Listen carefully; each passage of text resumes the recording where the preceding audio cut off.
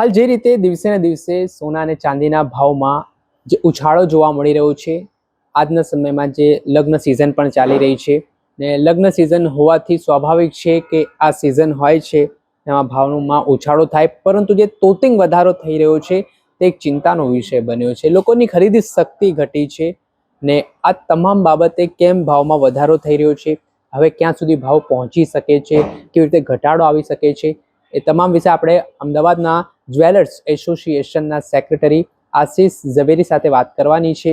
ઘણા વર્ષોથી તેઓ આ ફિલ્ડ સાથે સંકળાયેલા છે, ત્યારે આપણે એમની સાથે જ સીધી ચર્ચા કરીએ. આશિષભાઈ, નવજીવન ન્યૂઝમાં આપનું સ્વાગત છે. નમસ્કાર આશિષભાઈ, સૌપ્રથમ તો હાલ જે પરિસ્થિતિ છે, જે ઉછાળો એકદમથી ગોલ્ડના ભાવમાં અને સિલ્વરના ભાવમાં જોવા મળી રહ્યો છે, પહેલાં તો એ જાણવું છે કે આ પહેલાં આવો ઉછાળો આવ્યો છે કે આ પ્રથમ વખત આ પ્રકારે તોતિંગ વધારો થયો છે? કોરોનાના સમયની અગર વાત કરવામાં આવે તો સોનું અને ચાંદી તે વખતે પણ બજારો બંધ હોવા છતાં ભાવ વધારો આવેલો હતો. એટલે આ જે ભાવ વધારો જે છે તે વૈશ્વિક સ્તર ઉપર નક્કી થતો હોય છે. ડોલરની સામે રૂપિયાની જ્યારે ઘસારો થતો હોય ત્યારે ખાસ કરીને થતું હોય. ખાસ કરીને સેન્ટ્રલ બેન્કો એટલે કે દુનિયાભરની જે સેન્ટ્રલ બેન્કો જે છે તે જ્યારે સોનું અને ચાંદીની અંદર સેફ ઇન્વેસ્ટમેન્ટ માનતા હોય ત્યારે પણ આ પ્રકારનો ઘટાડો અને વધારાનું પ્રમાણ વધી શકે છે. તમે જુઓ તો ગત વર્ષની તુલના અગર જો વાત કરવામાં આવે તો ગત વર્ષની તુલના કરતાં આજે આ વખતે ચાંદીનો ભાવ એટલે ડબલ ઉપર કદાચ આજે પહોંચી ગયો છે. ત્યારે હું 2 વર્ષ પહેલાં સોનાના ભાવને જોઉં તો સોનાના ભાવમાં પણ આજે ડબલ કરતાં વધારે ઉછાળો જોવા મળી રહ્યો છે. આવનારા ભવિષ્યની અંદર ચોક્કસ આની અંદર એક નાનું કરેક્શન આવશે, પરંતુ દર નીચા મથાળે સોનું અને ચાંદી ખરીદવી હંમેશા હિતાવહ રહેશે. હું આપના માધ્યમથી દર્શકોને કહું કે કોઈ પણ નીચા મથાળે એટલે કે કોઈ પણ ભાવ ઘટાડો જ્યારે દેખાય ત્યારે તેની અંદર સોનું અને ચાંદીની અંદર ઇન્વેસ્ટમેન્ટ કરવું એ સેફ ઇન્વેસ્ટમેન્ટ છે. અત્યારનો જે સમય જે છે તે ભાવ વધારાને પ્રેરી રહ્યો છે, એટલા માટે કારણ કે તમે જુઓ તો માત્ર ચાંદીનો જે ઉપયોગ છે તે જ્વેલરી પૂરતો મર્યાદિત નથી રહ્યો. ચાંદીનો જે ઉપયોગ જે છે તે ઇન્ડસ્ટ્રીઝની અંદર વપરાય છે, ગ્રીન એનર્જી માટે વપરાય છે, સોલર પેનલ જે બની રહી છે તેના માટે વપરાય છે. આવનારું જે ભવિષ્ય જે છે તે આપણે ગ્રીન એનર્જી તરફ જ્યારે જઈ રહ્યા છે ત્યારે સિલ્વરનો મહત્તમ ઉપયોગ અત્યારે તેમાં વધેલો છે. એટલે એમ કહી શકાય કે જે પ્રકારનું તેનું પ્રોડક્શન છે તેની સામે તેનો જે ડિમાન્ડ જે છે તે પણ વધારે છે. ખાસ કરીને સોનું અને ચાંદીની અંદર મોટાભાગે સેન્ટ્રલ બેન્કોની અંદર જે ઇન્વેસ્ટમેન્ટ થઈ રહ્યું છે તેનો પણ આ ભાવ વધારાની અસર છે. ચાઇનાએ પણ અત્યારે ખૂબ મોટા પ્રમાણની અંદર સોનું અને ચાંદી ખરીદી રહ્યા છે. ફેડ રેટ કટ જે છે તે આવનારા સંભવિત દિવસોની અંદર ઘટાડાના સંકેતો છે, તે પણ અત્યારે ભાવ વધારાને બળ પૂરું પાડી રહ્યા છે. એટલે એક કહી શકાય કુલ મિલાવીને કે બધી જ જગ્યાએથી અત્યારે સોનું અને ચાંદીના જે ભાવ જે છે એ આવનારા ભવિષ્યની અંદર વધશે તેવા જ સંકેતો અત્યારે બતાવી રહેવામાં આવી રહ્યા છે. સર, આ હાલ જે સોના ચાંદીનો ભાવમાં વધારો થઈ રહ્યો છે, પણ માર્કેટમાં એક મંદીનો માહોલ છે. હાલની પરિસ્થિતિ એવી છે કે પહેલાંની જે ખરીદ શક્તિ લોકોમાં હતી તેના કરતાં ઘટી છે. તો શું લાગે છે આનાથી લોકોના એમાં ખરીદ શક્તિમાં કેટલી અસર પહોંચી રહી છે આ ભાવ વધારાથી, ને હવે આમાં શું ફેરફાર આવી શકે છે? ચોક્કસ હું આપણા માધ્યમથી કહીશ કે અત્યારે સ્વાભાવિક છે કે જો કોઈ પણ વસ્તુનો ભાવ વધારો જ્યારે આવે કે ફુગાવો જ્યારે આવે ત્યારે તેની અંદર સ્વાભાવિક છે કે તેની અંદર અત્યારે રોકાણની અંદર લોકો ઇન્વેસ્ટમેન્ટ કરતા ખચકાતા હોય છે. પરંતુ હું આપના માધ્યમથી કહીશ કે સોનું અને ચાંદી જે છે હંમેશા હિતાવહ છે. ગમે તે ભાવે તમે આજે કદાચ કોઈ ઇન્વેસ્ટમેન્ટ કરશો તો એ લોંગ ટર્મ માટેનું કદાચ ઇન્વેસ્ટમેન્ટ ગણી શકાય, કારણ કે હવે જે વધારો આવેલો છે એટલો મોટો વધારો સંભવિત નથી, પરંતુ આવનારા ભવિષ્યની અંદર ચોક્કસ તેની અંદર ભાવ વધવાના જ છે. એટલે જો રોકાણની વાત કરવામાં આવે તો અત્યારે ઇન્વેસ્ટરો હટી ગયા છે, પરંતુ સામે અગર જો વાત કરવામાં આવે તો આવનારા દિવસોની અંદર એટલે કે એનઆરઆઈ સિઝન અને લગ્નની જે સિઝન જે છે તેની ખરીદી અત્યારે થઈ રહી છે. પ્રમાણમાં એવું બની શકે છે કે રિસાયકલિંગ વધારે થતું હોય કે સમજો કે ધારો કે કોઈના ત્યાં પ્રસંગ છે તો તેને આજે કોઈ પ્રસંગની અંદર દાગીનો આપવો છે તો એ લોકો શું કરતા હોય કે અત્યારે ધારો કે નવા ભાવથી ખરીદી કરવાનું ટાળતા હોય, પરંતુ એમનું જે જૂનું સોનું જે છે એને રિસાયકલિંગ કરતા હોય. એટલે પ્રમાણની અંદર દાગીનાનું જે વેચાણ જે છે તે અત્યારે સરેરાશ એમ કહી શકાય તો થોડું ઘણું ઘટ્યું છે, કારણ કે સ્વાભાવિક છે કે કોઈ પણના બજેટ આજે હલી ગયા છે.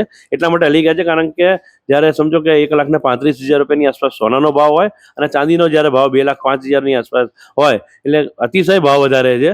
પરંતુ ધીમે ધીમે જ્યારે ભાવ સ્ટેડી થઈ જશે ત્યારે લોકો દરેક ભાવને સ્વીકારે છે. કારણ કે તમને ધ્યાન હશે કે ગત વર્ષે અમે જ્યારે 1,00,000 રૂપિયાની આગાહી કરતા હતા ચાંદી માટે ત્યારે મીડિયાની અંદર હેડલાઇન ચાલતી હતી કે અત્યારે 80,000 85,000 રૂપિયા ભાવ છે અને તમે 1 લાખ રૂપિયાની આગાહી કરો છો, સાહેબ આજે 2 લાખ ને 5,000 રૂપિયાનો ભાવ છે. એટલે આજે એમ કહી શકાય એના કરતાં ડબલ ભાવ થઈ ગયા છે અને આવનારા ભવિષ્યની અંદર હજી પણ ભાવ વધવાની સંભાવના ચોક્કસ રહેલી છે. સર આટલા શોર્ટ ટાઈમમાં એક સાથે આટલો બમણો વધારો થઈ જાય ભાવમાં, તમે કીધું કે 1 વર્ષ અગાઉ જોઈએ તો આપણે સોનાનો ભાવ 70,000ની આસપાસ, મેક્સિમમ 80,000ની આસપાસ થયો છે, અને હવે એ ભાવમાં જોઈએ તો હવે 1.36 પહોંચી ગયો છે, અને હવે 1.5 સુધી પણ પહોંચી શકે છે આ ભાવ. તો આમાં એકદમથી બમણો વધારો સર કેવી રીતે પોસિબલ હોઈ શકે માર્કેટમાં? જેમ મેં પહેલાં કહ્યું તે પ્રમાણે કે સેન્ટ્રલ બેન્કો એટલે વર્લ્ડની જે કંઈ બી બેન્કો જે છે, જેમ આપણે ભારતીય રિઝર્વ બેન્ક છે તે પ્રકારે જે વિદેશની જે બેન્કો જે છે તે લોકો અત્યારે સોનાની અંદર સેફ ઇન્વેસ્ટમેન્ટ માની રહ્યા છે. કારણ કે તમે જુઓ તો બેંકની અંદર તમે રૂપિયા જ્યારે મૂક્યા હોય, પૈસા જ્યારે મૂક્યા હોય તો તમે એનું વ્યાજની ગણતરી અગર કરવામાં આવે, અથવા તમે બીજી કોઈ પણ કોમોડિટીને પકડો તો કોઈ પણ કોમોડિટીની અંદર આટલું જે માર્જિન જે છે તે આટલા શોર્ટ પીરિયડની અંદર જો મળ્યું હોય તો માત્ર ને માત્ર સોનું અને ચાંદી જ છે કે જેને આપ્યું છે, અને સાથે સાથે થોડું ઘણું પ્લેટિનમ છે. પણ પ્લેટિનમની અંદર આપણા ભારતના બજારની અંદર બહુ ઓછું ઇન્વેસ્ટમેન્ટ થતું હોય છે. પણ સોનું અને ચાંદી જે છે, સોનું જે છે એ સમજો ખાસ કરીને શહેરી વિસ્તારની અંદર એકદમ ઉપયોગમાં આવતું હોય છે, અને ચાંદીનો જે ઉપયોગ જે છે તે વિલેજીસની અંદર એટલે કે ગામડાઓની અંદર, રૂરલ એરિયાની અંદર જે ઉપયોગ એનો વધારે થતો હોય છે. એટલે સોનું અને ચાંદી મહત્તમ પ્રમાણની અંદર વેચાણ થઈ રહ્યું છે. ખાસ કરીને જેમ મેં કીધું તેમ ચાંદી એ ઇન્ડસ્ટ્રીઝની અંદર સૌથી વધારે અત્યારે ઉપયોગ થઈ રહ્યો છે. સર આમાં ઘણા બધા એવા પણ દર્શકો છે કે જે એ ખરીદ શક્તિ એમની છે કે ભાઈ અત્યારે ખરીદી લઈએ, પણ એમને એક એવો વિશ્વાસ પણ છે કે અત્યારે ભાવ ઘટશે ત્યારે ખરીદી. જેમ કે અત્યારે 1.36 પહોંચ્યો છે, થોડા સમય પહેલા દિવાળીએ 1.24 પહોંચ્યો, તો ધીમે ધીમે ડાઉન પણ ભાવ થયા હતા. તો ઘણા બધા એવા પણ દર્શકો છે કે જે ખરીદવા માંગે છે સોનું, પણ એમાં હજી તેઓ આશા રાખીને બેઠા છે કે ઘટાડો થશે. તો એમાં શું પોસિબલ છે? ખાસ કરીને આપના માધ્યમથી દર્શકોને હું એવી વિનંતી કરીશ કે સોનું અને ચાંદી હંમેશા સેફ ઇન્વેસ્ટમેન્ટ છે. તમારું બજેટ ધારો કે 500 ગ્રામ જો ચાંદી લેવાનું હોય, અથવા કે 100 ગ્રામ અથવા 10 ગ્રામ સોનું લેવાનું હોય, તો હું તમને એમ કહીશ કે તમે 2 ગ્રામ 5 ગ્રામ 2 ગ્રામ 5 ગ્રામ કરીને સોનું લેજો, અને 500 ગ્રામ ચાંદી લેવાની ગણતરી હોય તો 50 ગ્રામ 100 ગ્રામ કરીને ચાંદી ધીમે ધીમે લેજો. અને દર નીચા મથાળે, મેં પહેલાં પણ કહ્યું તે પ્રમાણે, દર નીચા મથાળે એટલે કે જ્યારે પણ ભાવનો ઘટાડો દેખાય ત્યારે ચોક્કસ તેની અંદર ઇન્વેસ્ટમેન્ટ કરવું એ હંમેશા હિતાવહ છે. ભૂતકાળની અંદર એક વખત એવો પણ સમય આવેલો હતો કે ચાંદી એ 80,000 રૂપિયા ભાવ પહોંચી ગઈ હતી, અને એકદમ જ કડાકો બોલી અને 40-42,000 રૂપિયાની આસપાસ આવી ગઈ હતી.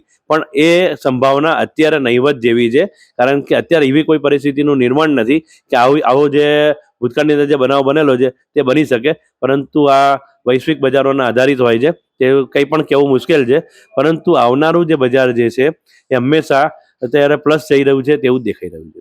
સર તો એઝ અ એક્સપર્ટ્સ ને આપ આટલા સમયથી આ ફિલ્ડમાં છો, એક્સપિરિયન્સ છે આપની જોડે, તો શું લાગે છે હવે કોઈ ભાવમાં ઘટાડો આવનારા સમયમાં એક અનુમાન પ્રમાણે, આગાહી પ્રમાણે થાય છે કે પછી હજી ભાવ વધી શકે છે?